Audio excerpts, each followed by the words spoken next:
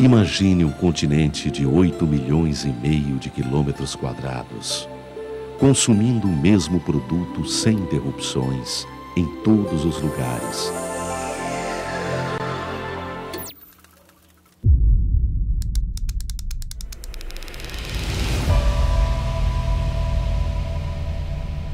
Se você pensar na quantidade de 180 mil quilômetros de linha de transmissão que nós temos, mais de 200 mil megawatts de capacidade de geração instalada, isso é que garante que em todos os pontos do país as pessoas podem acender a luz, assistir a televisão, tocar a produção das suas empresas. Imagina uma única entidade tomando conta de toda essa geração, de toda essa transmissão.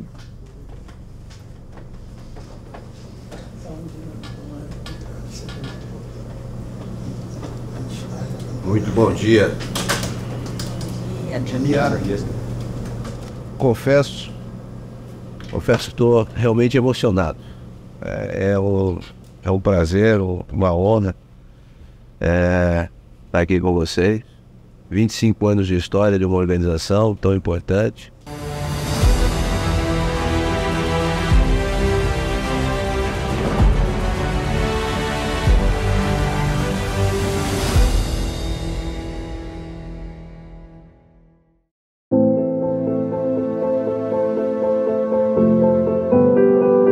O ONS, ele nasceu, na verdade, em 1998.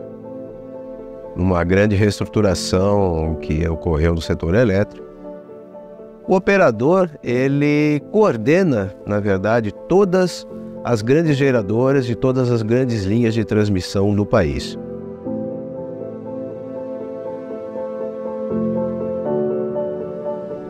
Eu queria, doutor Mário, que o senhor pudesse falar um pouquinho, né, desse comecinho do ONS, da sua gestão. O começo do ONS ou o começo do sofrimento?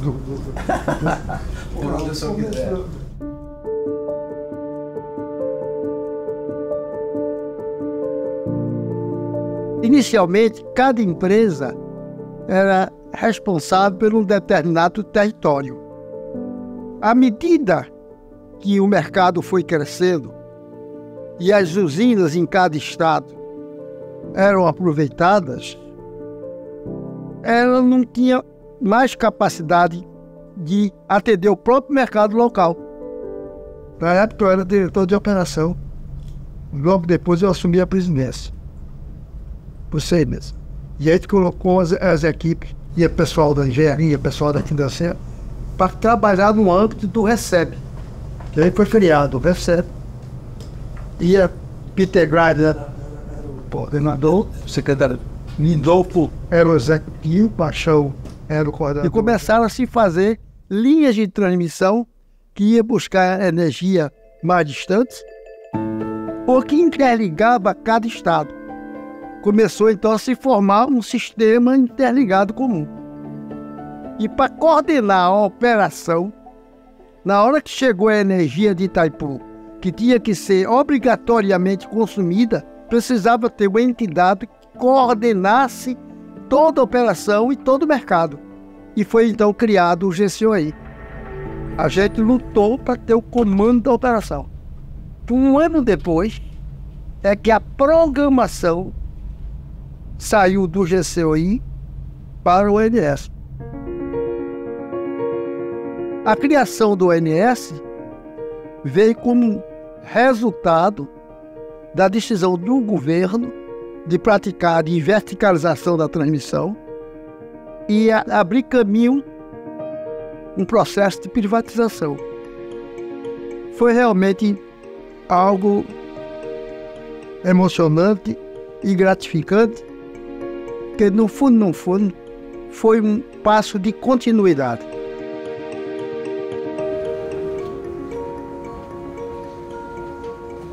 Poucas vezes na vida eu tive assim a oportunidade de estar numa organização e contar com a presença das pessoas que montaram essa organização.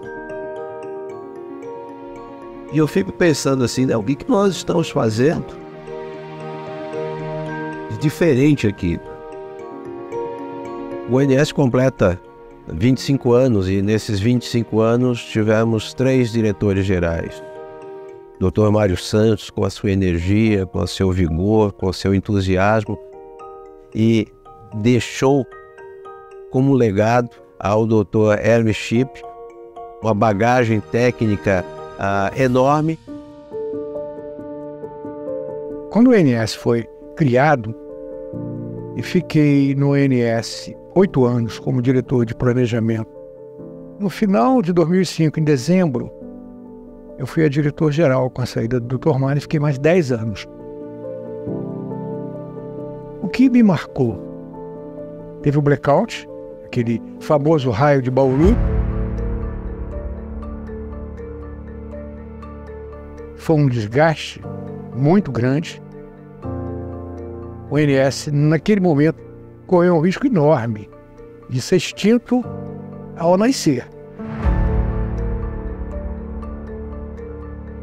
Quase que o ministro extinguiu o ONS.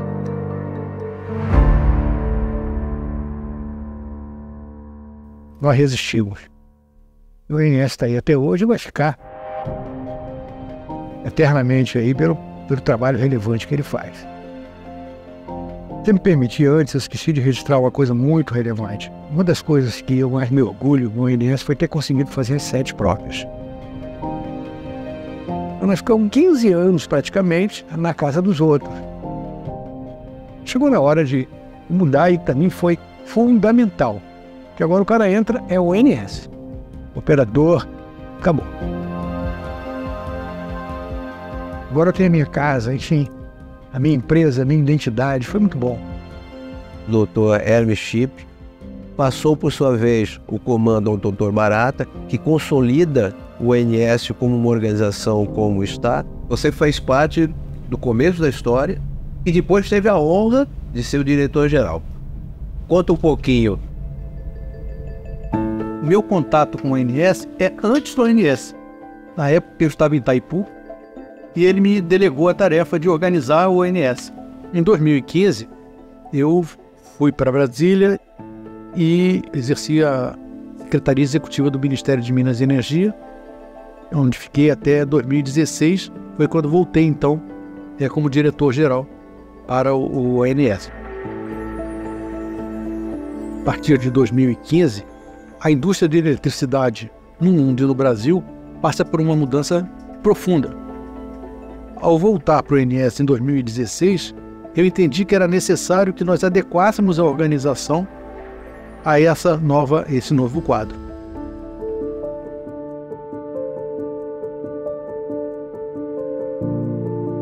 Promovemos, então, um processo de reestruturação, de modo a preparar o ONS para aquele momento que vivíamos lá em 2017, mas, sobretudo, para os desafios que viriam e que acabaram vindo mesmo. Nós pegamos esse legado, né?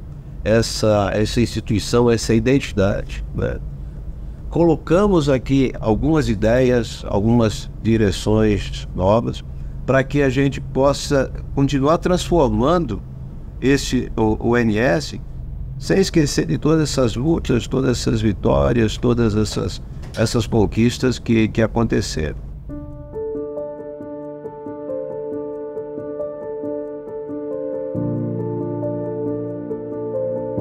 A minha posse aqui, em maio de 2020, já foi curiosa por si só.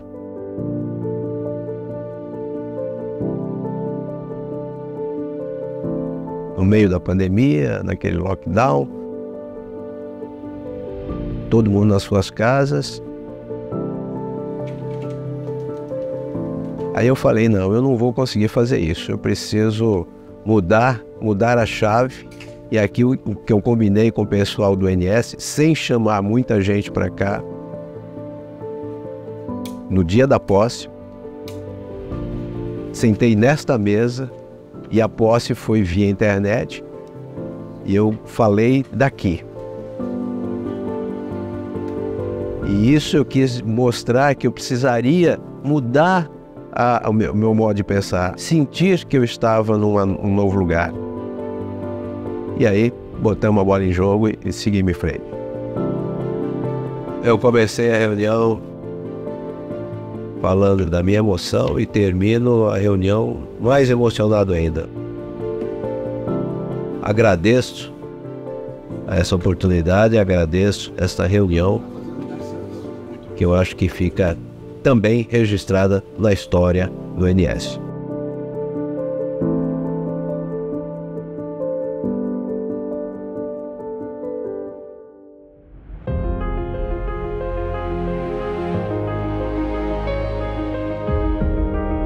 E eu acompanhei essa jornada do ONS ao longo desses 23 anos, dos 25, em 3 diretorias diferentes.